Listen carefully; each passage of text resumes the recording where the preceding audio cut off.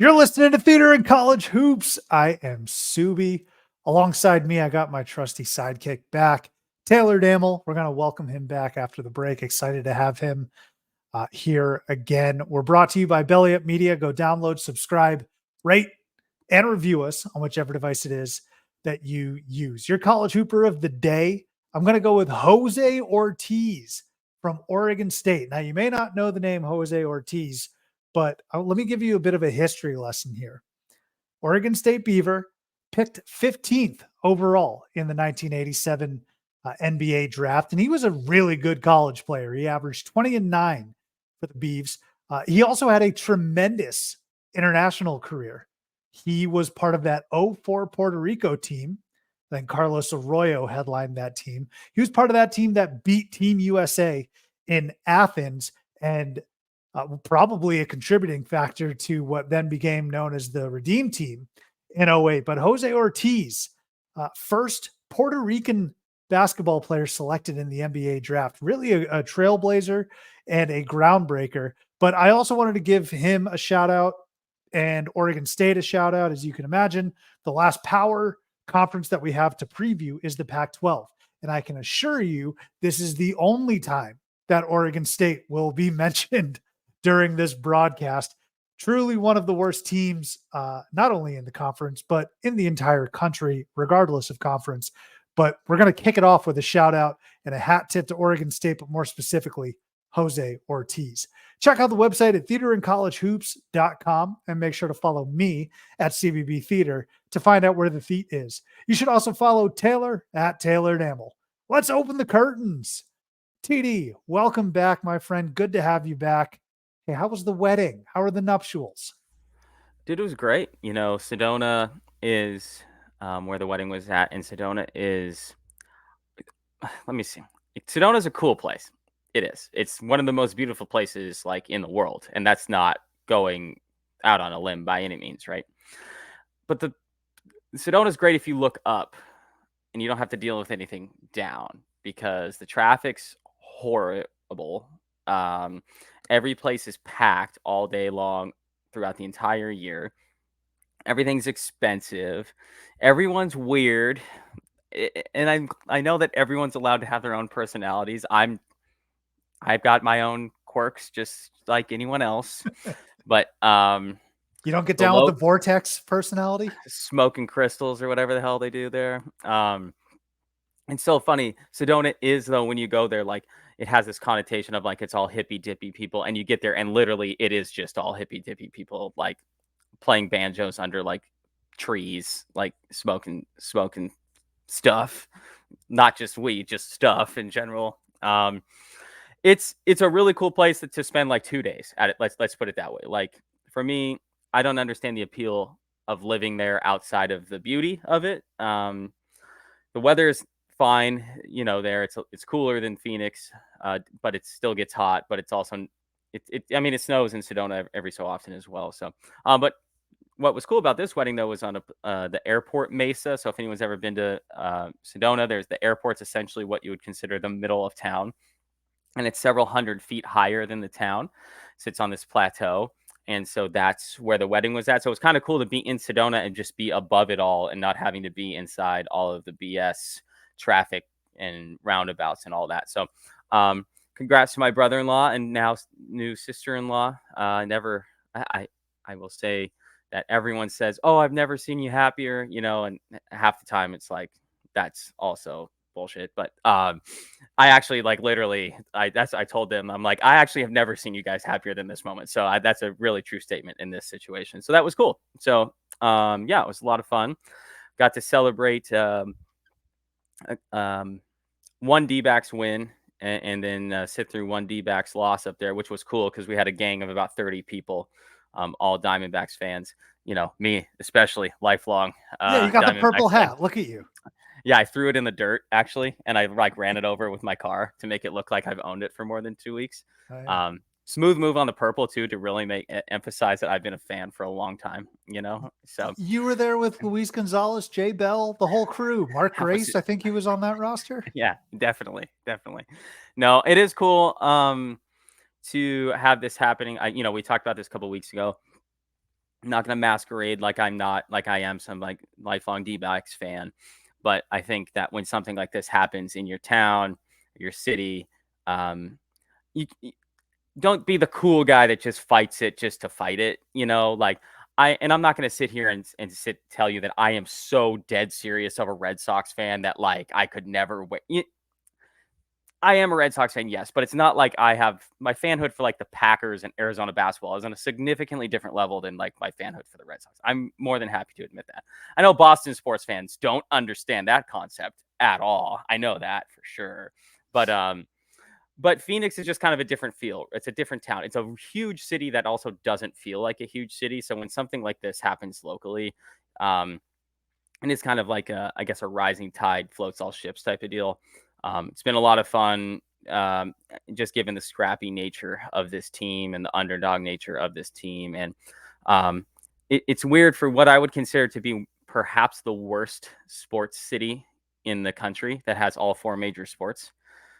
LA is maybe a consideration in terms of like the fanhood type of stuff. Yeah, but see, LA shows out for the Dodgers and the Lakers. I think it's Well, Miami. but I think LA just has so many people that like I hope they could get 40,000 people to a game when 20 million people live within the metro area. So Yeah, I maybe. don't know. I personally think Arizona. it's Miami, though. Okay, sure, Like, sure. Yeah, and then that's fine. And that's fine. But it's weird for a town that is not a diehard sports fan. Let's just sports town for their local teams. It is funny that Arizona, Phoenix specifically, has been the center of the sports world now potentially two times this year with the Super Bowl. Coming here, and then the NBA Finals several years ago, and now the Suns are one of the, if not the favorites, on some sports books to win the NBA title. It's kind of interesting that for a city that's not really known for its sports at all, it is often the center of the sports world, and will be the center of this our podcast here by the end of the year when all these predictions are done. As the Final Four is here in Phoenix as well. So I always think it's kind of strange where it's the perfect place to host like the Super Bowls and the Final Fours and stuff like that because it is such a transplant city. You have all these fans from different areas. So it's cool every so often when one of their teams actually decides to, like, I don't know, be good for well, like once a decade.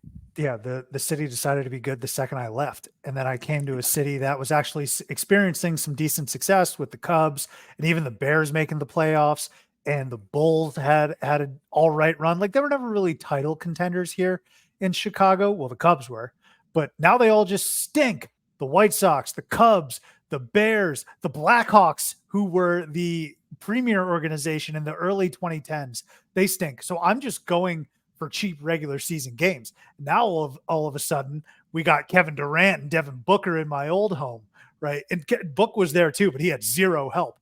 Now we Remember we were got, going to games with like Isaiah Thomas, who yeah, Goran Dragic, Dragon like Bender, Ish, not Ish Ish Smith, Smith, no Ish Smith, and yeah, just terrible awful. backwards. Yeah, right. So I've yet to be in a city where like I can really rally around a crazy, like, the closest I've been in the last few years, it seems like, is the Bulls Heat play-in game last year. where, Yeah. where the Bulls, I don't think Chicago was lit on fire because of that it game by any wasn't means. like I went out to dinner that night. I remember thinking that the Bulls were actually going to win that, and they were up. And then the Heat, all of a sudden, you look up and they're in Game 6 of the NBA friggin' Finals. But like, I'm glad you're not gatekeeping. Don't gatekeep. I think that comes with maturity, Taylor. Right? Like, a high school, college version of ourselves would be, no, you cannot root for the Diamondbacks. I'm not going to gatekeep you like that. The only thing I take somewhat exception of is people parading around going berserk about LeBron James. Like, they're Cavs fans, they're Lakers fans, they're Heat fans. I mean, again, teach their own. Don't let me gatekeep you, but you, like, this isn't you enduring some hardships over a while. I think this is a little bit different.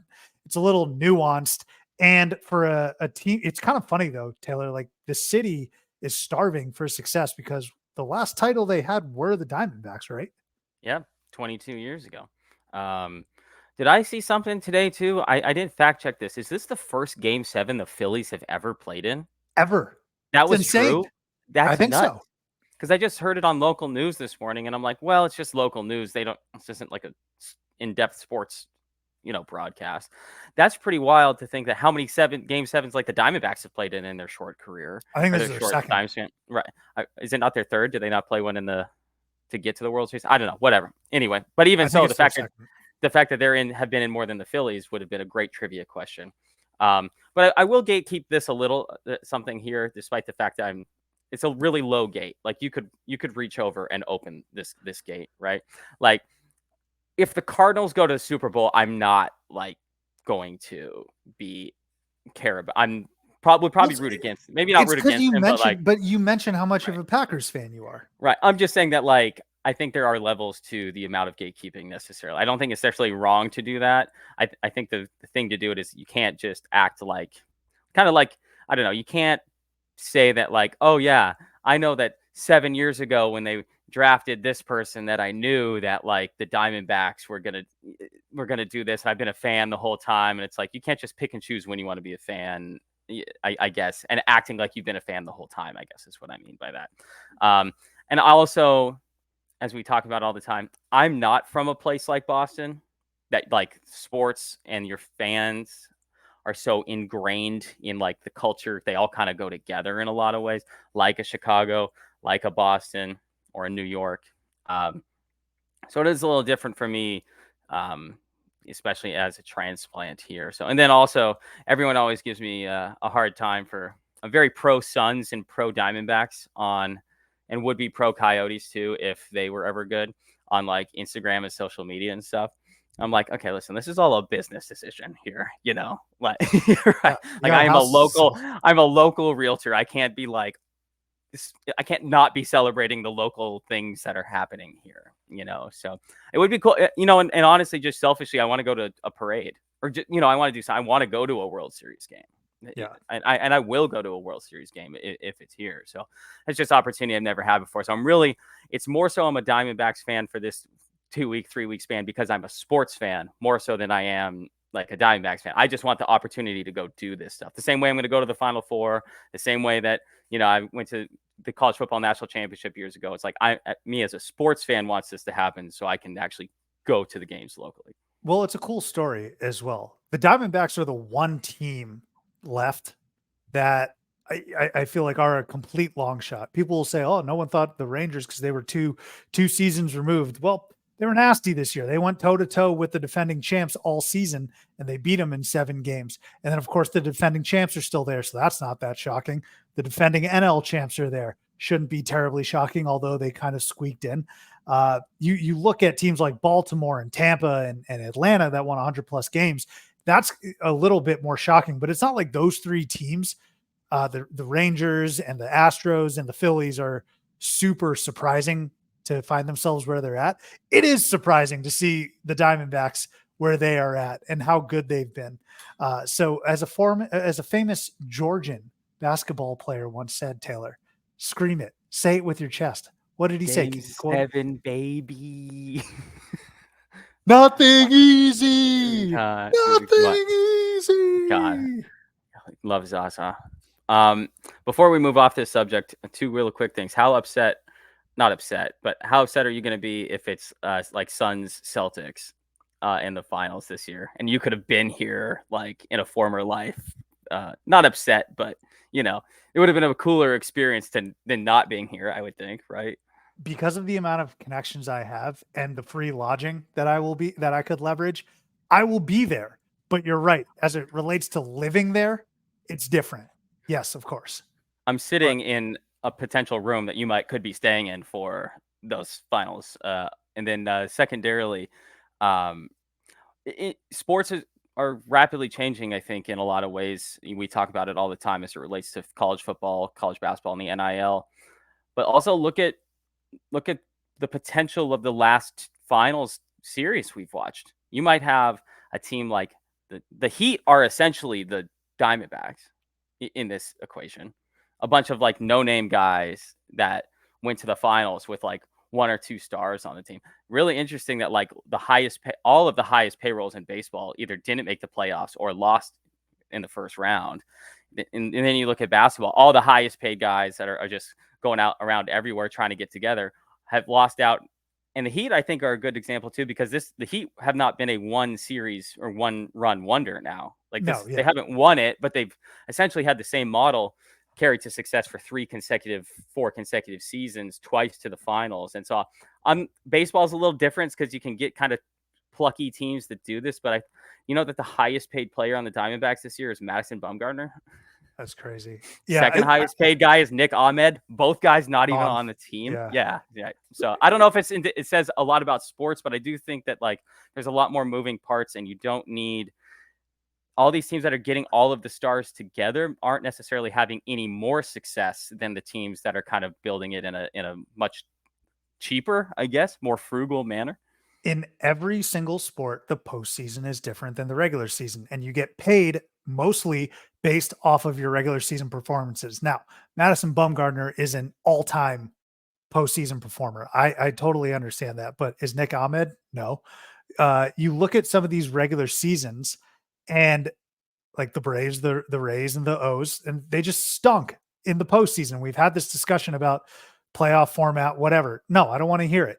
We saw what the Heat did. Even the Bengals, like 2 years ago, their run to the Super Bowl, nobody thought that they would go to the Super Bowl, right?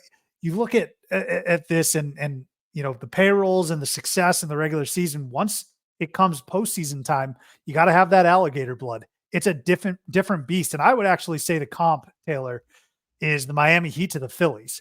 Neither have won anything, really. I mean, the Heat did obviously with LeBron, but that was a different, you know what I mean? Mm-hmm. The Heat and the Phillies, because the second, they may not be great in the regular season, but the second the calendar flips to the postseason, that's the last team you want to face. It is really the last team you want to face. And they're so close to getting it done. And they've been kind of a model of consistency at this point. And I feel like football doesn't necessarily apply to this discussion because football is so extremely based on if you have one of the 10 best quarterbacks in the league, essentially. And there's no singular position that you could comp in baseball like that. That just doesn't. Maybe you could comp it in basketball, like you've had a LeBron or Steph, but there's no like Patrick Mahomes comp to baseball because Patrick Mahomes would only get the 4 at bats in baseball. That doesn't apply. And Plus, the team that has Shohei, yeah. Yeah, and they have Patrick Mahomes and Jalen Hurts or whoever you want to say, Josh Allen, and they still can't even do anything. So I don't think that kind of Moneyball, let's call it comp, applies to football just simply because one position is so much more important than all the others. Yep. All right, Taylor, that's enough baseball talk, enough football talk. Let's talk Pac-12 college hoops, baby. Man, it's good to be back. This is our time to wax poetic about our team and the teams in the Pac-12. It was the last one, man. This is the last Pac-12 preview ever. I mean, I'm talking about whether it's on Titch, whether it's texting each other, whether it's just talking at the bar. No, like I want us to savor this. I really want it to marinate in our mouths. This is it for the Pac-12, and we will never, ever again, for at least a long, long time, this same group of teams predict the upcoming season for them. This is it. Maybe can you splice in a little Andrea Bocelli, like "Time to Say Goodbye" in here? Time to. I haven't done splicing in a while. I know, but what my schedule looks like. Yeah, I mean, this is once kind of we don't have this opportunity, really any other time. I would think. Yeah. No, I think you and I have talked about this a number of times over the last several months on this podcast. Am I going to miss the concept of the Pac-12? Yes. Am I going to miss the actual practice of the Pac-12? Absolutely not. In no way, shape, or form am I going to miss going to play at Haas Pavilion in front of 1,800 fans at midnight, or having Oregon State come to McHale Center and bring literally 2 fans with them. And I mean, I know that we're trapped. We got Oregon State. Nice. Yeah. Well, I just actually there might be one more time. We're gonna save that till the end though. But baby. Yeah. So, what I will miss is obviously like games against UCLA. I'm going to miss more the individual games. So it's not like we can't schedule those. We're gonna travel with ASU to the Big 12. Arizona is. So I mean, I really don't care about ASU basketball anyway. It's not like that really matters to me. So I guess pretty much I'm only going to miss, don't tell them I said this, but I'm only going to miss games against UCLA. Essentially. That's about it. Washington doesn't move me. Oregon basketball doesn't move me. I really am going to miss Pac-12 football more than basketball, if I'm being completely honest, just because there are so many more ingrained kind of rivalries in Pac-12 football with USC, UCLA, Oregon, Washington, all that type of stuff. There's a little more pageantry to it. Basketball, it's like, well, there's essentially been two good basketball schools in this conference since the conference came about. There's been a couple random Final Fours from some other teams that have been mixed in, Washington or in Oregon, like several years ago. But it's not like we're getting rid of this like basketball powerhouse where every single night you go on the road, it's going to be an entertaining matchup. Essentially, when Arizona would look at its schedule, since you and I were students there, like 16 years ago or 15 years ago already, was our freshman year. You'd look at the schedule and go, okay, we maybe got 4 losses on this schedule in conference. And so I'm gonna very much look forward to the Big 12 as it relates to basketball. Far bigger challenge for sure. I personally think the death of Pac-12 basketball as we knew it was kind of the end of the Russell Westbrook, Kevin Love era. I think after that, like there were some really the good Pac-10 teams. when it became the Pac-12, yeah, essentially. exactly. Yeah, right. I guess that's true. So it never like the Pac-12 never really had a top to bottom. Damn, this conference blows me off of my feet. They had a really good run a couple of years ago. I think when Oregon State went to the Elite Eight, like everyone was in the Pac-12 somehow was performing well. But outside of that tournament run, I can't remember a signature regular season where I was like, there's 7 teams that are nasty. There's 6 teams that are nasty. And that never really came off the ground with the Pac-12, like you had mentioned. But Taylor, when we're talking about the swan song season, let's start with the coaches first, okay? Who's winning coach of the year in its final year? So I went with probably the favorite to win it this year, but I was really, really wanting to take a dark horse candidate of a team that I think is going to finish higher in the conference than maybe you think that they're going to finish higher in the conference. I went with Tommy Lloyd, winning his second in 3 years. This conference doesn't seem to have the same, again, like we talked about with the Big 12, it doesn't seem to have that same, like, oh, we get tired of voting the same guy in. Lute Olson won it 7 times. Sean Miller won it 3 times while he was here. I mean, they're not uncomfortable with essentially picking the best school's coach or whoever wins the conference coach. Mick Cronin won it last year, I believe. So, and UCLA won the conference. So it kind of makes sense there. We'll talk more about Tommy Lloyd and his team here in a little bit, not to foreshadow too much, but the guy that I was going to pick as my dark horse was Tad Boyle for this.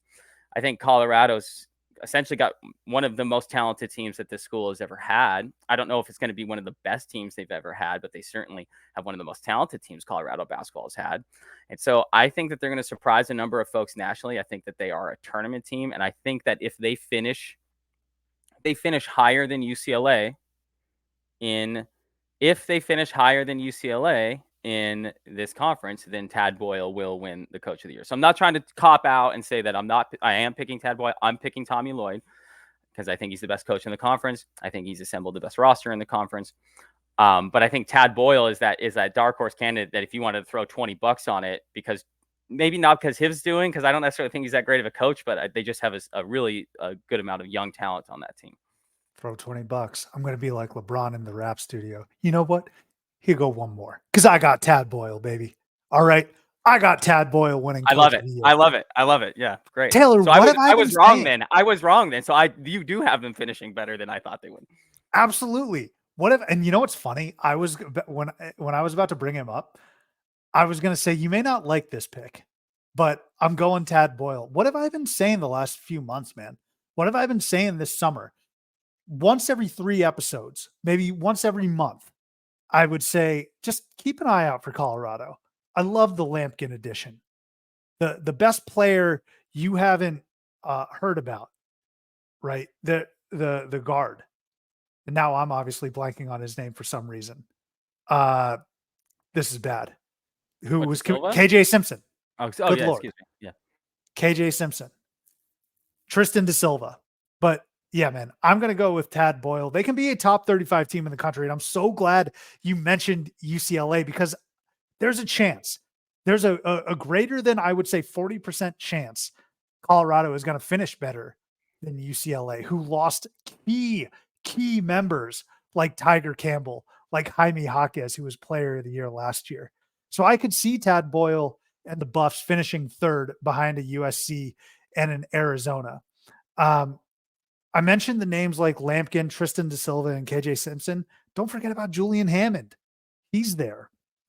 I think the only new face in the Pac-12 is Mark Madsen. Feel free to keep me honest there, but I think Correct. Mark Madsen's the only new face, and they're not going to be amazing. I love Mark Madsen. He's like the expectation is basically hell, and he's surpassed that in terms of getting me excited about California basketball. But they're not going to be that good. The Buffs are going to be good. I think people are still somehow, some way sleeping on them. So I'm going to take Tad Boyle because they are going to get back to the NCAA tournament. I think they're going to be a top 35 team in the country, and they're going to carry a season, and they're going to carry themselves to wins that I don't think people are really paying attention to. When it comes to the Pac-12, I don't think people are paying attention to Colorado. I also don't think that they're paying attention to Utah. I think they're going to be better than some people might think. But I am totally on board with Tad Boyle winning Coach of the Year. Well, and we wouldn't be a very good podcast if we talked for 5 minutes about Colorado and not bring up the fact that they have the fourth ranked recruit in the country in Cody Williams, and the highest ranked recruit in the history of their college basketball program. A guy from just down the street from me here in Gilbert, Arizona, went to Perry High School. So you're talking about an ultra talented wing in Cody Williams, a guy that could have gone literally anywhere in the country, projected as a high, a lottery pick in next year's draft. So you add him into the fold with a Da Silva and a KJ Simpson and everyone that you mentioned, and a big boy grilling on the roof, Eddie Lampkin. Ooh, baby. Eddie coming to Tucson is going to be a battle, man. What's funny is how many other even just people in the country love Eddie Lampkin as much as you and I do. Probably very few. a guy who abused our alma mater and almost who averaged 6 points a game and almost ended a Benedict Mathurin rookie led team. Someone who ended up being like an all rookie in the NBA the next year, and guy just dominated that Arizona basketball team. So yeah, I'm all Eddie Lampkin all the time. But he is, and this isn't a big boy joke, but he is a stabilizing force there in the 100%. Middle, and he's experienced. So with some of the newcomers, they got a nice mix of talent, both old and new there on that Colorado roster. So damn, here I was thinking I was going to go out there. Oh, I'm going to get Sub. I'm going to get a reaction out of him by going so high on Colorado and Tad Boyle. I don't like Tad Boyle, like straight up. I don't really like the guy. I don't even think that he's that good of a coach. But we're right here together on. So there's something to be said about Tad Boyle's resume at Colorado, which is not a basketball school, and his longevity. I see what you're saying, but Tad Boyle's won Coach of the Year in the past. He's produced some good teams as well. And I love the personnel. Tristan Da Silva has had to do everything in the front court, like his entire career at Colorado. This Eddie Lampkin addition is going to help him. And so I might take a lap here. I gotta take a lap for forgetting KJ Simpson's name for like 2 seconds there when I've been harping on him and how underrated he truly is. So I'm going to go with the Buffaloes, and I'm going to administer and give a quick shout to the Buffalo fans. And here's some advice. All right. The entire sports world, not college, not just college football, not just regular football, the entire sports world had so much focus and attention on Dion and your football team. And that's fine. I loved it. That's great. You've kind of come back down to earth. This is going to be the inverse. Your basketball viewing experience. Nobody knows about you. Tad Boyle is not sexy. Okay. Colorado Buffalo basketball is not sexy. It's not appealing. You're going to win more games though. And you're going to have, I would say, if you were to compare the two, football versus basketball, you're going to have a more successful basketball season. I mean, maybe by the expectations are somewhat similar too. I just don't think people understand what they have with Buffalo basketball. And so it's not going to come as a surprise to us, Taylor, but when they are successful, Tad Boyle is going to get rightfully recognized as Coach of the Year. Oh, they're 100% gonna have a better basketball season than football season. Their football team's not even good. Like they're not good. Yeah, but they're going to go to a bowl. I think I guess that's not a I guarantee. don't know. Yeah, I mean that's what I'm saying. Like, yeah, there's a much higher likelihood that Colorado basketball goes to the tournament Oh, than yes. Colorado goes to a bowl. I mean, Colorado's maybe got a 50-50 shot at going to a bowl game. It's essentially going to come down to the Arizona-Colorado game of which one of those two teams goes to a bowl here in a couple Yeah. weeks. But you know what? At least that Colorado football, like the goalposts have moved, or the discussion has moved to us saying, are they going to make a bowl? Entering the season, it was, can they get over 3.5 wins? Well, we'll see. They might end up at 4 though, too, like where they're at right now. So That's I a just win. throwing that out But there. yeah, Just throwing no, that out you're there. right. You're right. All right, let's move on now. Taylor, player of the year. I feel like the Pac-12 has had some real head scratchers in the past. I'm good with Jaime Jaquez, the most recent winner. We were campaigning for Julius Tabelis, but I'm okay with Jaime Jaquez. But there have been some real head scratchers in the past for Pac-12 player of the year. Who you got? I mean, Azuolas Tabella should have won it last year. We don't have to dance around the fact that like I don't know. he had better, like every single stat that he had was better than Jaime Jaquez. But that's fine. That's It's not that egregious. Jaime Jaquez is great. So I'm gonna go anti Arizona here. I am thinking that I love Umar Ballo, who is kind of the odds-on favorite to win the Pac-12 Player of the Year. He's also the highest, has the best odds to win the National Player of the Year of anyone from this conference. I don't think he's going to accumulate nearly the stats this year that people think he's going to. I think that I think nationally people think this guy's going to average like 20 and 12. And I just don't. I love the guy. I really like the guy. I think he's a very, very, very good college basketball center. I just don't see this like conference player of the year, first team All-American campaign that some people are nationally are predicting him to have, and not even just locally. I feel like more national people are predicting that than locally. I think he's very good. I think he's going to have like another 16 and 10 type of season, an anchor in the middle on what should be an even deeper Arizona team than last year. But I'm not picking him for player of the year. I'm going to go with the freshman over in USC. Oh no, I'm seeing a head shake already. Are we aligned on this? Are we aligned on this? Proceed. Yes. That's the number one ranked recruit in the country by some standards, Isaiah Collier. Is it Collier? Collier? That's the Collier. Yeah.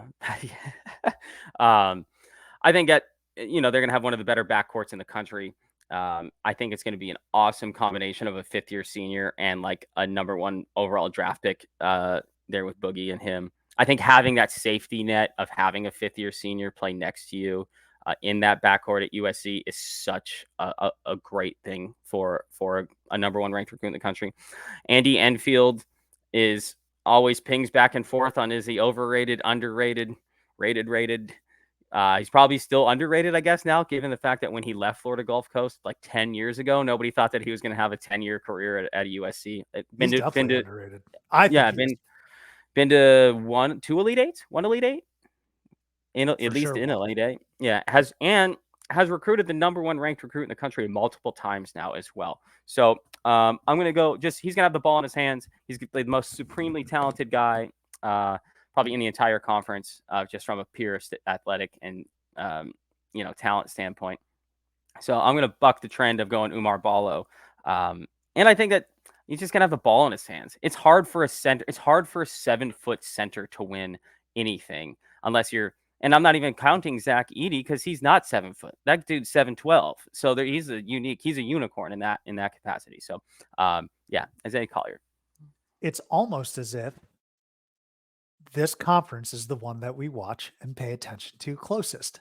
So and we've sat on the couch watching 1,000 games together, and we know exactly how the other person's going to think. What a waste of time. If we actually logged the amount of hours we've watching Pac-12 sports and told our wives, they'd be furious with us. But so here's the thing, Taylor. I'm not going to go Isaiah Collier, but this is kind of like the coach of the year. I was about to say after my discussion on who I do think is going to win Pac-12 player of the year, I was going to say, let me give you someone that folks may not have accounted for strictly because he's a freshman.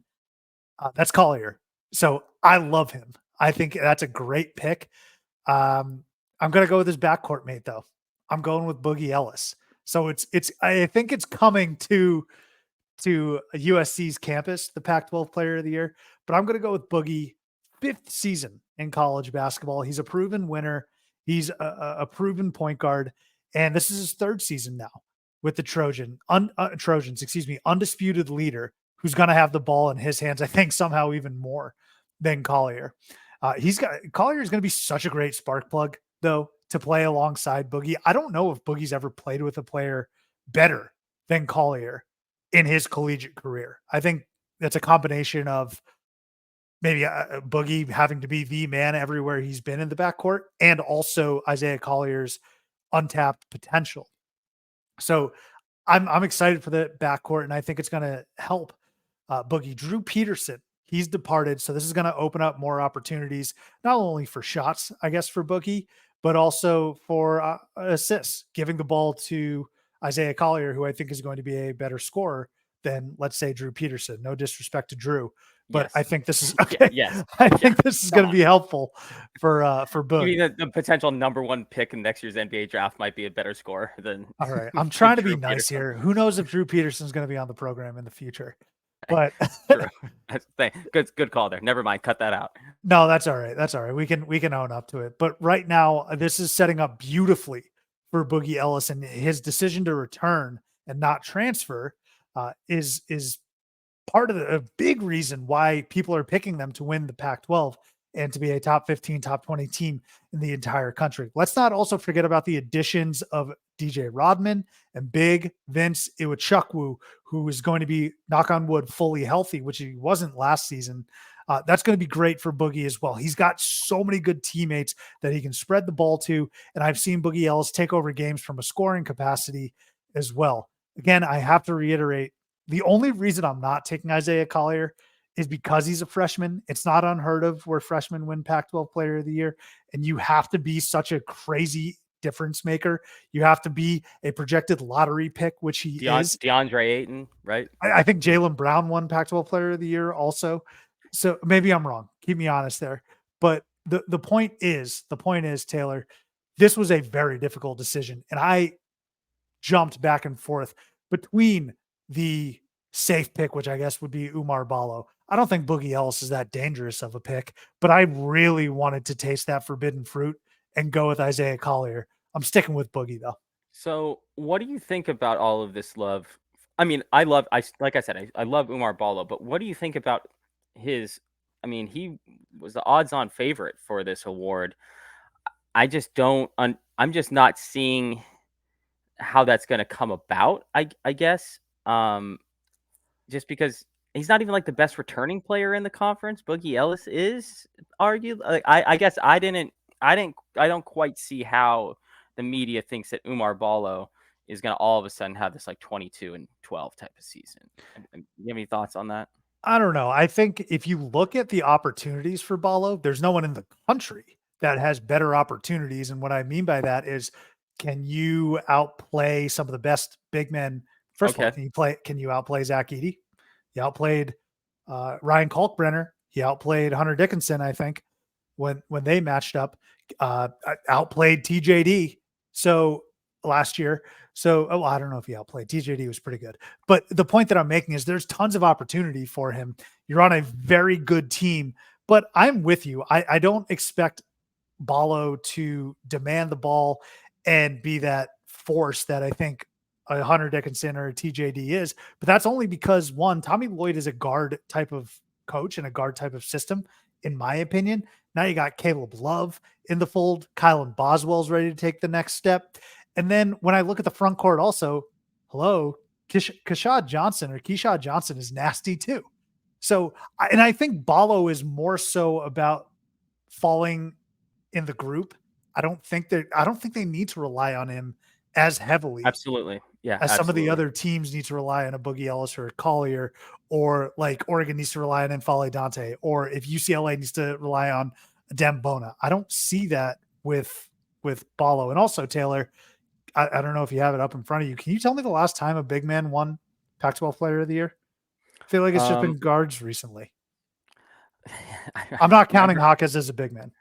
Yeah, I mean, remember when he wasn't a big man either, but you talk about the randomness of some of this award with like a Jorge Gutierrez back in the day, and All oh, Cal players, man. Jerome Randall. Yeah. I mean, Evan Mobley? He's definitely a big man. Yes. Okay. Yeah, but he's not the same style of big man. If you're looking at the same style of big man that Ballo is, you're looking at a Jakob Poeltl, from Yeah. Utah 8 years ago. Previous to that, It's few and far between, isn't it? Ike Diago, Kevin Love, but Kevin Love wasn't even really the same style. I mean, I guess he was maybe in college, but um, Those guys were all lottery picks too, projected to at least. Like, right. I don't think Umar Ballo is a top 10 pick. I'd be down to pick any kind of like Cody Williams, even arguably, or one of Colorado's guys as a Pac-12 Player of the Year, maybe even over Umar Ballo. You know who you might be able to guess this. Let's see how an Arizona basketball game has already taken place, even though it's an exhibition, right? So that means that we're now really getting on to the same page here, you and I, even though we haven't even discussed it yet, right? Who do you think my super, super, super dark horse for Pac-12 Player of the Year is? Like super dark horse. I will give you a hint that it is an Arizona guy. Is it Visar? No, it's Kylan Boswell. Kai. Okay. I think Kylan Boswell is a guy that all of a sudden might come in. Because if you remember, Tiger Campbell was often discussed as maybe a Pac-12 Player of the Year type of guy, especially when he was averaging like 8+ assists a game. I could see Kylan Boswell having like an 11-8 type of year, kind of sneaky, you know, some people think it's from out of nowhere, but from what you and I have seen from him and most Arizona fans, this guy is pretty much what you would consider if you were building a solid college point guard. It's essentially what Kylan Boswell is. Not a super athletic college point guard, not a future NBA player college point guard. Like, what's a Scotty Reynolds style point guard? You know what I mean? And that's kind of what Kylan Boswell is in a lot of ways. And so I think with the amount of distribution he can do to the talent that's around him, especially on a deeper team, I don't really want Caleb Love to have the ball in his hands that much. So I hope Kylan Boswell has the ball a little more. So that's like my super, super deep like cut that I think like Kylan Boswell could come out of nowhere and average like 7-8 assists a game. And people will be like, whoa, this is crazy. And in reality, I think the starting point guard for the arguably best team in the conference is not that crazy of a pick for like a Pac-12 Player of the Year. If you were throwing like a random $20 bet in, that wouldn't be a crazy bet to throw in because he's going to have the ball in his hands. It's going to be a very good team and a very deep team with a lot of scores on it. He is also a menace defensively, especially on the perimeter. He will get up in your trunks. So I think you described it perfectly in the sense that he's going to be, for you at least, a very, very outside chance, like a very, very dark horse. I think you may be a year early on it. I think this time next year, we will be having serious discussions about Kylan Boswell winning Pac-12 Player of the Year if he's, well, not Pac-12 Player of the Year, Big 12 player. Well, Big 12's tough. Damn. Yeah, Kylan, go get it now, dude. Go get it now. This might be your last chance. Oh, that's funny. All right, Taylor. So you've got Collier. I've got Boogie Ellis for Pac-12 Player of the Year. Let's move on now to our champs. I would be very shocked if we're not in lockstep on this one. Who's winning the conference? Yeah, call us homers, call us whatever. It's got to be Arizona. They've got, you could argue that UCLA has the best international talent on the team. You could argue that USC or Colorado have the best young talent on the team or in the conference. I don't think anybody has a better combination of returning players and newcomers and transfers as well. They've really pulled from the international recruiting pool, from the traditional recruiting pool, the returning factor, and the transfers from team players from teams who have been to Final Fours, been to national championship games. I think they have a very good what is it? Salad bowl versus melting pot type of situation. They have a very tasty salad bowl of pulling talent from everywhere you can in college basketball in every capacity you can. We talked about an Umar Ballo or a Pella Larson has been there for a long time. A Kylan Boswell is really on the way up. And then you got the international guys like a Henry Visar, and you've got of course transfers like Keyshawn Johnson and Caleb Love. I think the only way that this team doesn't win the conference is if, Caleb Love just starts chucking again. But I just don't think that with the amount of talent that this team has, that Caleb Love, if he does start to chuck, he's going to get yanked. And there's enough talent on this team to, to fill in for him. He's also like the third highest odds to win the Conference Player of the Year. I don't see that either. I kind of don't see any of the Arizona players winning the Conference Player of the Year. I think of them a lot like I think of Tennessee. They've got a lot of good pieces. They've got some, I think they're about equal level in terms of how good they are. And you can see that they're ranked 11th and 12th in the preseason poll, right? I think they have similar ceilings, similar floors as well. I think this team's like what's the worst they're going to finish in conference? Second? I mean, that would be about it. Unless Yeah, like a maybe Colorado has to have like a mercurial season, like where all three of their guys that we talked about like become All-Americans or something like that to finish ahead of them. UCLA, I think we're both down on UCLA. You could argue that they had one of the best international recruiting hauls almost all time, but they just don't have the returners that make me comfortable with their experience level. I think they're going to struggle often at times with a bunch of moving parts and guys who aren't really sure of their role yet. So I think that they're going to have not a down year they'll probably make the necessarily. tournament. Yeah, they'll make the tournament. They got enough Like a talent 6 or alone. 7 seed. And Mick Cronin's a good coach. Yes. I just don't see them competing for a title. No. It really to me it's just USC or Arizona. Now, if Isaiah Collier is like balls out, I could see that, but I also just don't think they're nearly as deep as Arizona USC is. So, coming off the bench. So for me, it's Arizona. They got the best coach in the conference, in my opinion. They got the best returners. Arguably, I would say the best transfers of anybody in the conference. I just think that there's too much to compete with as it relates to everybody else in the conference. Yeah, I'm going to Arizona as well, Taylor. I think it's going to be a lot closer, though, than a runaway. I think this is going to come down to maybe the last 2 weeks of the season between Arizona and USC. There's going to be some pivotal games in January, and we're going to be doing some scoreboard watching. That's going to set us up for that last 2 weeks of the season where it's going to be a barn burner for sure. But I'm going to give the slight edge to Arizona. I love what USC is doing. Andy Enfield is a criminally underrated coach. He's brought stability to that program. He's brought in great recruits, like you had mentioned. And now he has a pretty nice mix, Taylor, of transfers when we talk about DJ Rodman, of veteran leadership. We've talked about Boogie Ellis and the young guy, Isaiah Collier. Again, don't forget about a healthy Vincey Wachukwu. Arizona, though, you hit the nail on the head. The roster makeup, the variety, the balance is like it's mouthwatering. I'm not gonna lie, man. Like I look at the roster and it's just awesome to see. You got Caleb Love, who's been to a Final Four, Umar Ballo, who's just winning ever since he's been in college, going back to his Gonzaga days. Pella Larson, who's a defensive menace. Jaden Bradley, who's won as well at Alabama. He's going to have to make a big impact. I think people are forgetting about him as a transfer actually quite a bit. Jaden Bradley is going to have to make some differences in a few games. You got Kylan Boswell, who you talked about, Keyshawn Johnson.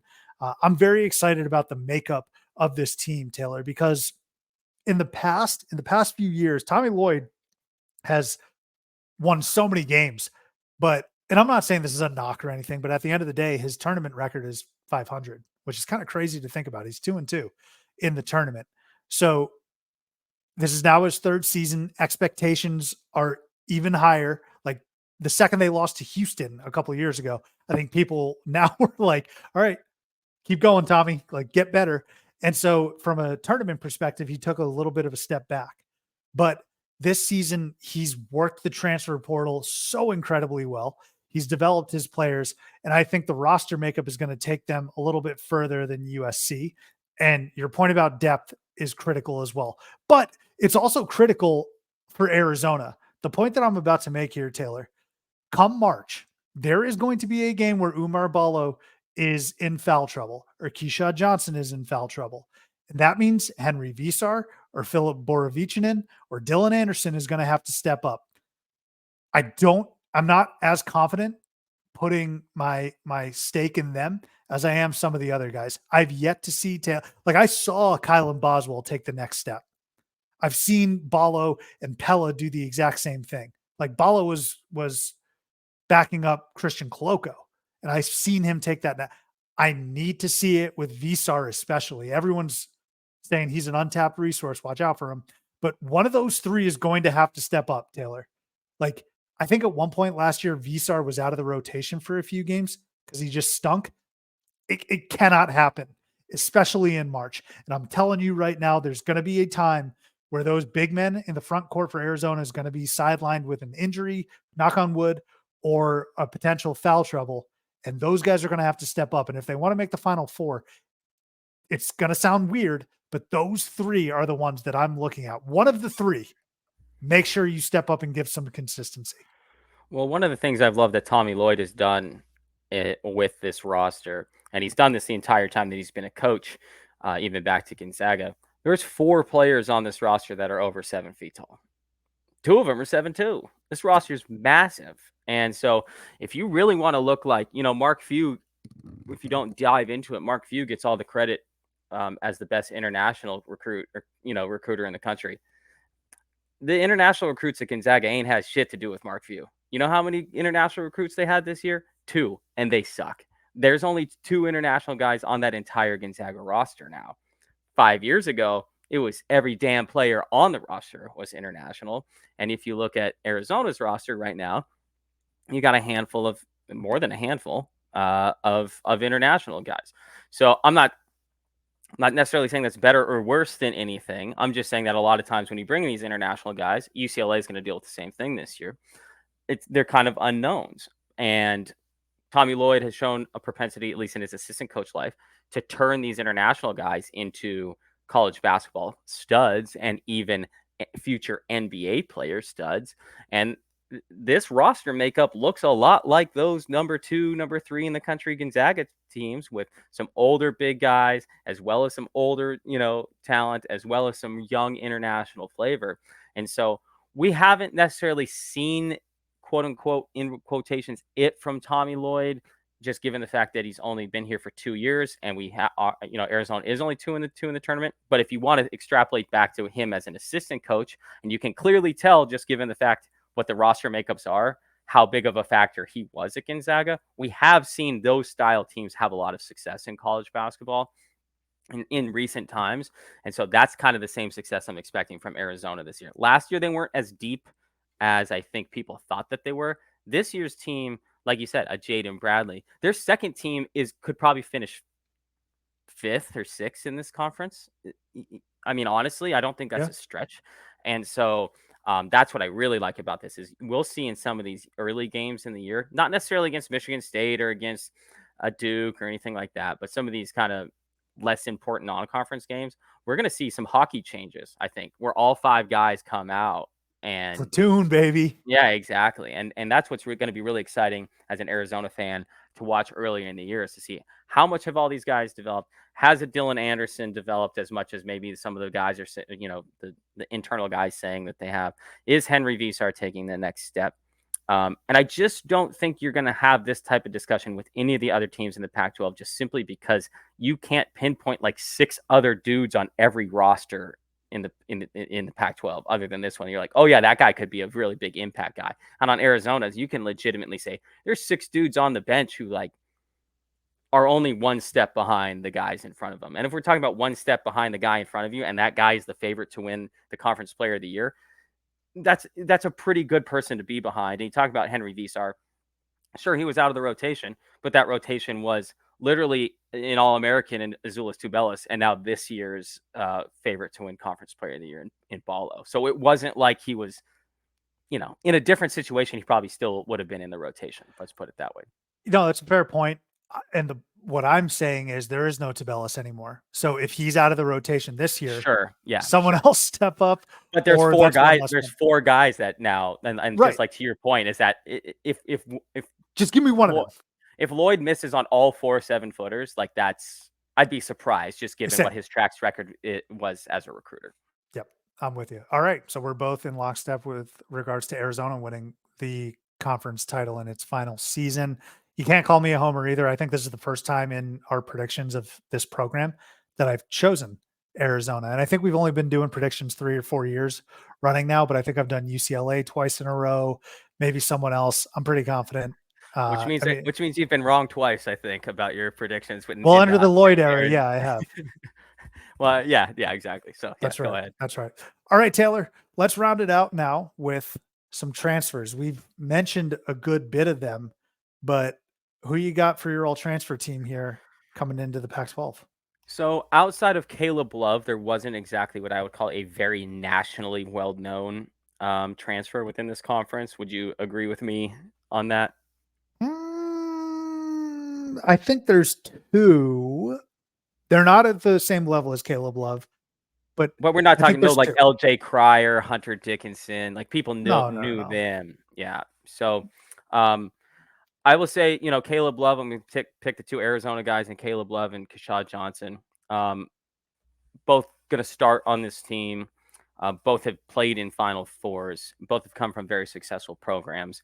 I think Kashad Johnson is going to be a very stabilizing force in Arizona's lineup here. He's a guy that's not going to need the ball to be successful, but also can give you 20 a game as well. He's going to be kind of what I would call a very high level glue guy that, yeah, he's going to have a game that he's going to have like 2 points, 9 boards in like 3 blocks type of deal. But he's also going to have a game that he might score 18 points as well. So I like him. Caleb Love, of course, as we previously mentioned, it's going to come down to, can he take good shots?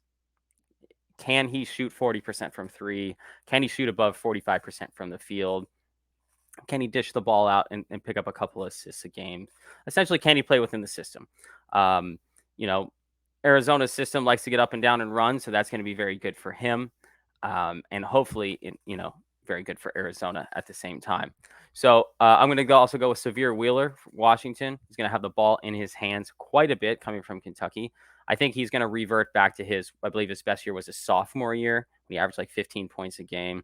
Mike Hopkins needs to win. Probably needs to make the tournament this year to save his job. I don't think that's going out on a limb. He's had a very underwhelming year or tenure at Washington.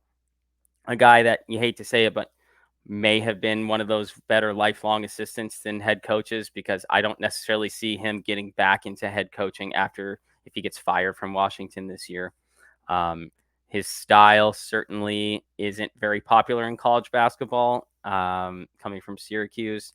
And I think he's going to need Severe Wheeler to have a very big year to keep his job. So a pretty big name recruit there, though, I would say. That was a transfer that maybe would have been a bigger name as a transfer several years ago. And then I'm going to go kind of these two guys at once, and that's Fardaws Amik and Jalen Tyson, both coming to Cal from Texas Tech.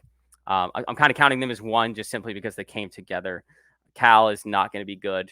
And these guys are both, pretty good basketball players. Amik last year was hurt a lot of the year, so maybe didn't quite have as good a year as he had hoped. He did average something like 12 and 7 at Texas Tech last year, which is pretty decent for a big man.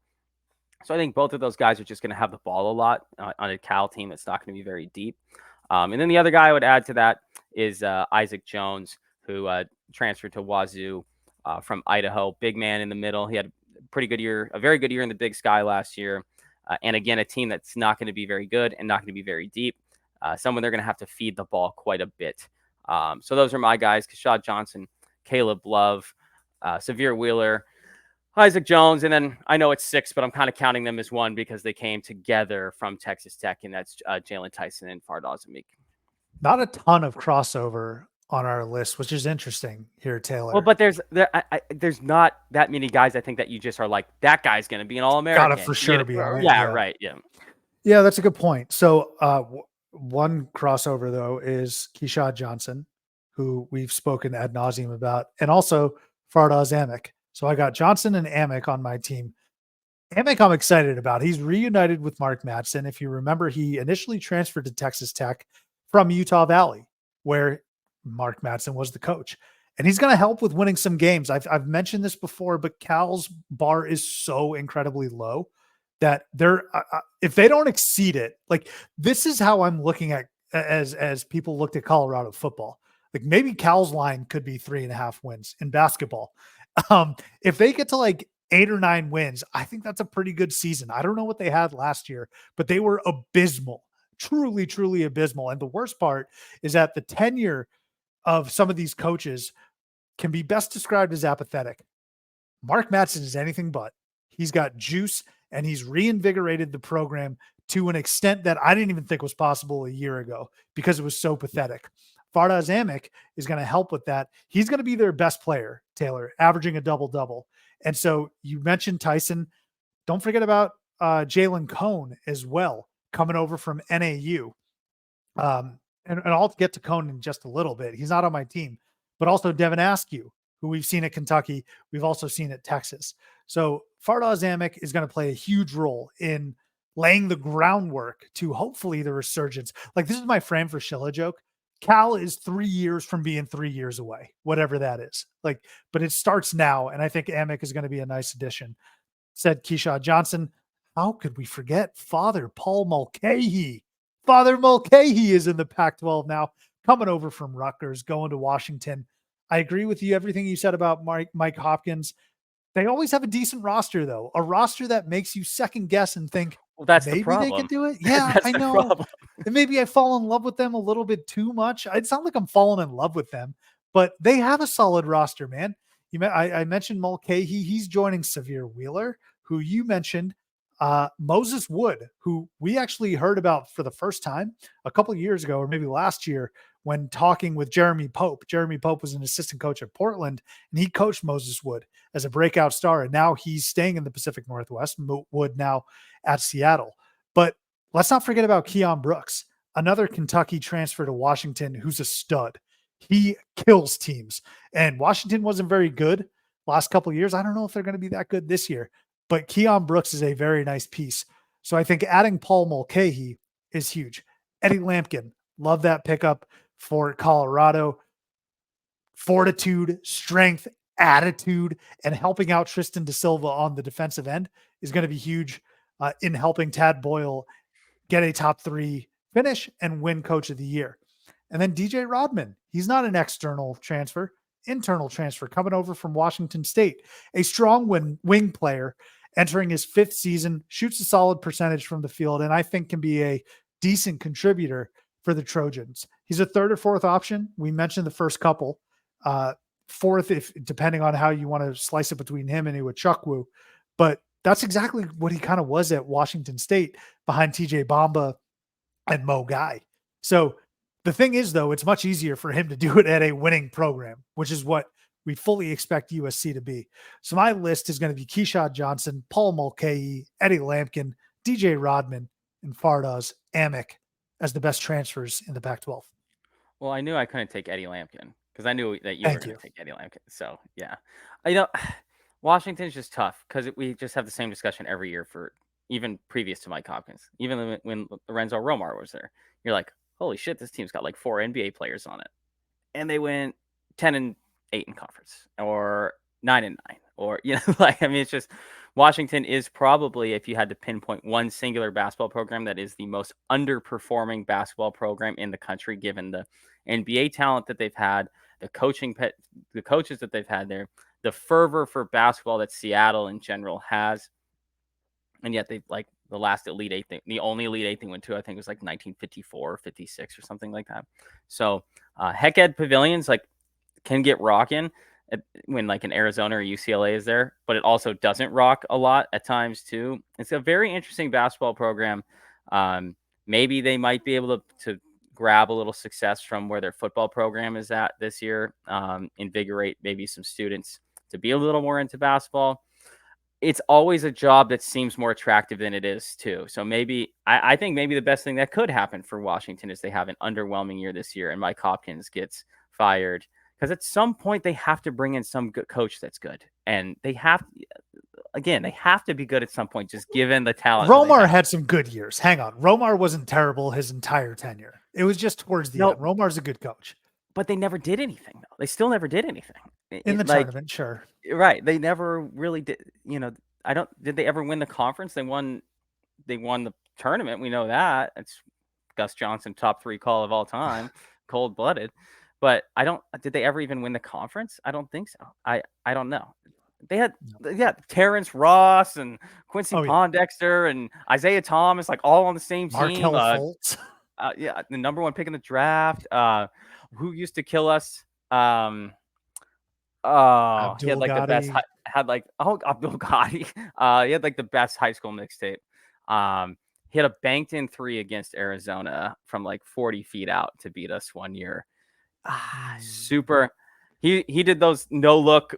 He was the guy that like invented that like no look with the arms out like pass and like when Ball is Life mixtapes were It's awesome. not Vanoy Overton, is it? No. I don't think. Is that going to get edited out? I don't even think we're allowed to say that on this. He's John Brockman. No, wonderful guy. Shoot, what was his name? Hold on, we got to find this. 2012, maybe he was there. Is he a white guy? No. Oh God, what was this guy's name? He was an NBA, like an NBA player. Marquise Chris. Not Jernard Giroux. God, yeah, Marquise Chris, CJ Wilcox. These aren't even the guys I'm referencing, but still like very good basketball players. Got to be the previous year. I swear we're not doing this live on air. I promise. God, what was that guy's name? Aziz Njai too. Oh, Tony Roten Jr. Tony Roten. Like he was sick. Yeah, he was nasty. Yeah, right.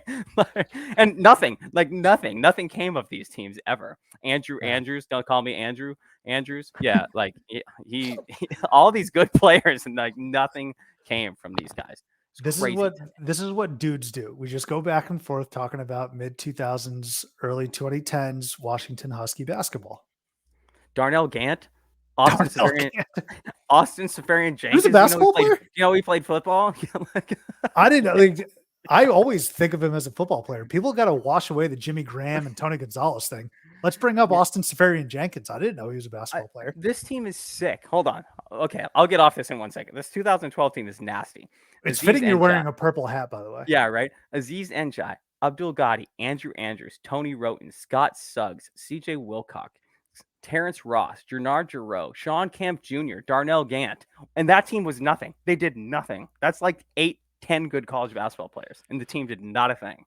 So, sure. Give Lorenzo Romar coached one game for Arizona. It was like the one game we lost that year, too, if you remember. So I forgot he was on our staff. Yeah, right. Shout out Lorenzo, man. He didn't do anything wrong. He met expectations, I feel like, at Washington. I remember I was on a flight to Seattle and or maybe from Seattle back to Tucson, and Loro was on my flight with his wife, and they were sitting in coach and Loro's like 6'8", 6'9". And I'm like, this guy can't be that good of a coach if he's sitting in coach with me, like on an Alaska Airlines flight. Like, come on, what are they paying you at Washington? The damn field is sponsored by Alaska Airlines. They couldn't have even gotten you in first class. Like, come on, dog. Hey, man, I never thought I'd be here defending Lorenzo Romar, but that's what I'm going to do. Like, there's worse coaches out there. Let me tell you that. There's far worse coaches than Loro. And I think Mike Hopkins actually might be one of them. Yeah, but I'll agree with you on that. Yeah. All right, I appreciate that. The only other few names: Jalen Cohn, coming over from NAU, started at Vatech. NAU almost went to the tournament with like 9 wins last year because of Jalen Cohn. He was amazing in the Big Sky tournament, especially the title game. So we'll see what he does over at Cal. I mentioned Moses Wood. Hey, how about Jared Bynum coming all the way across the country, leaves Providence. He's now at Stanford. Will you ever do anything? Will Jared Haas and Stanford ever move the needle? They lost Harrison Ingram. Spencer Jones is still there, who's a stud. But Jared Bynum, he's there as well. So I didn't want to get out of here before mentioning some of those names. But Taylor, I think that's it for us, man. Let's go enjoy some baseball. We're obviously recording this. No trivia? I got no trivia. I've got one for you. It's really good. Let's do it. I think it's really good. Let's do it. Maybe the best trivia we've had so far. Let's do it. Thank you for doing that. We didn't talk about this in our production text. It's going to be 2 trivia questions from the same stat line. So, but they're both kind of shocking, right? And don't take what I said earlier about what school I'm mentioning as the answer to this question, because I'll already tell you that it's not, if you remember what I'm referencing. Okay. There's no Oregon State involved in this question. Okay. Which school has 3 of the top 5 scorers in Pac-12 history? Pac-12, Pac-10. which school has 3 of the top 5 scorers in Pac-10, Pac-12 history? So the first thought that comes to mind is UCLA.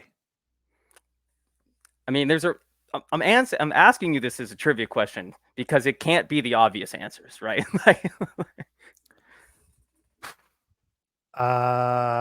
Is it Washington? It is Stanford. Stanford has 3 of the top 5 scorers in So Pac-12 history. hang on. Is one of them a Lopez twin? No. Is Mark Madsen on that list? No. Is anyone somewhat recent? Yes. In our post-collegiate life. Chasen Randall. Yes. Chasen Randall is a top 5 scorer ever in the conference's history? He's the 3rd highest scorer in Pac-12 history. Bruh. Is Josh Childress on this list? No. Is anyone after Chasen Randall? No. They're all you won't get the other 2. Okay. I'll Who are just the tell other you. 2? Well, you might Adam Keefe is one of them. Oh, isn't his son on the team? Yeah, I think so. Isn't there a Keefe? I believe so. Chief. Yeah, I believe Chief is his first name. And then Todd Lichty is the other one. So now, how many? Then the other question is, how many Arizona players are in the top 15 of Pac-12 scorers of all time? So Sean Elliott's got to be in there. So that's 1. Yeah, he was the leader up until Don McClain. Yeah. I had to think Nick Johnson's in there too. Nope. Here's a good one for you. You know that Bryce Alford scored more points than Nick Johnson? Bryce Alford, longevity, I guess. Bryce Alford also not in the top 15 for what it's worth. 19th. Okay.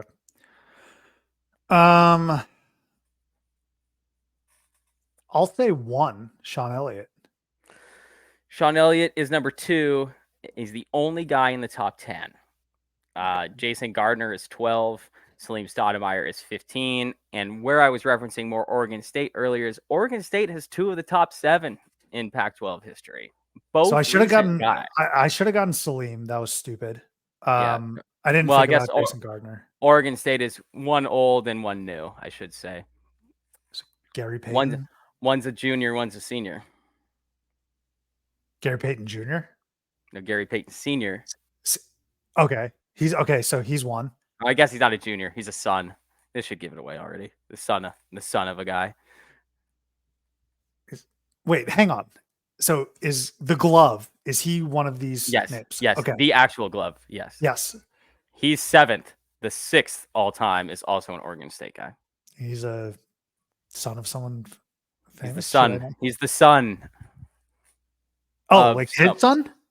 Gary Trace Payton. Tinkle. Trace Tinkle. Oh, Trace Tinkle. Yeah. I was like, is it Gary Payton? I couldn't say coach's son. That would have given it away. But yeah. If you look at this list, it's really hilarious. There's more Stanford, more Oregon State. UCLA only has 2 of the top. Bryce Alford's 19th and he's 3rd on the list. Bro, I'm telling of you, UCLA. The notable players from this conference is so ridiculous looking back on it. Like Joe Young. Joe Young won Pac-12 Player of the Year over TJ McConnell. And TJ McConnell, we see what TJ McConnell's doing. Yeah. No, I mean, Jason Capono is one that you would have guessed. Like Eddie House for Arizona State, maybe you would have guessed. Not that he was incredible, but that Arizona State team didn't have anybody. He was taking like 78 shots a game. But yeah, a very interesting list. The highest Oregon guys, Luke Jackson. Which makes sense. Peyton Pritchard is in the top 20. I mean, he's nasty. He deserved Pac-12 Player of the Year. So, and to my point about Washington, CJ Wilcox is in the top 20. And so, of that list of players that I listed off on that team, you wouldn't even have said he was the best guy on that list, maybe. And he's in the top 20 in Pac-12 scores. Interesting as we've talked about, I think it was the Big 12 or the Big 10, one of the very major conferences. Well, obviously that's all we've done, but only has like 3 2,000 point scores. The Pac-12 has 11 2,000 point scores. And that's, Yeah. I don't think so. You would have said, or I think it was the ACC. I think it was the ACC because it was like 2 Duke guys, I think. So anyway, yeah, very interesting when you look at this list and goes to your points about the notability or lack of notability or notoriety that a lot of the Pac-12 player of the years have had. I'll say this though, shout out to Eli Becker who came onto the program this past season. Huge Huskies fan. I asked him his Mount Rushmore starting all-time 5 of Huskies. And I think the first words that came out of his mouth were CJ Wilcox. So he recognizes how good Wilcox. He was awesome. He was awesome Yeah. for sure. That's really good trivia. You got any more? Or is that it? I mean, I could just make up as much shit on the fly as you'd ever want in your life, but yeah, no, I'm good, man. Washington's last winning season, maybe. Why are you digging in on Washington, man? Leave I the don't poor know. Huskies alone. Mike Hopkins has only made the tournament 1 time. Okay, so like it's like he's got I to don't be even going after remember this that. year. Yeah, we'll see. That is our Pac-12 preview. That's it for all the major conferences, Taylor, the power conferences. Here's what I propose we do, though. There are 6 mid-majors that have a couple teams who I would identify as top 100 teams. All right. Let's go through those 6 next episode. Not all 6. We'll do 3 next episode, the remaining 3 after that. To wrap up our previews. And then, hey, man, look at the calendar. We're almost there. But next episode, Taylor, let's talk shop about the Mountain West, the A10, and of course, the AAC. What do you say? I'm all for it, man. Yep. And like you said, November 6th. I know I'm close to the season because I've already started to give away my U of A season tickets down in Tucson. So I've already been asked some questions for them. So I've already sent a couple tickets out to people. That's how we know that we're getting close. Yes, we are. All right, Taylor, let's get on out of here. Thank you as always for listening. Can we get a go D-backs? Yeah, go Snakes. Hiss, hiss, hiss, hiss. This team hisses. We'll catch you next time here on Theater and College Hoops.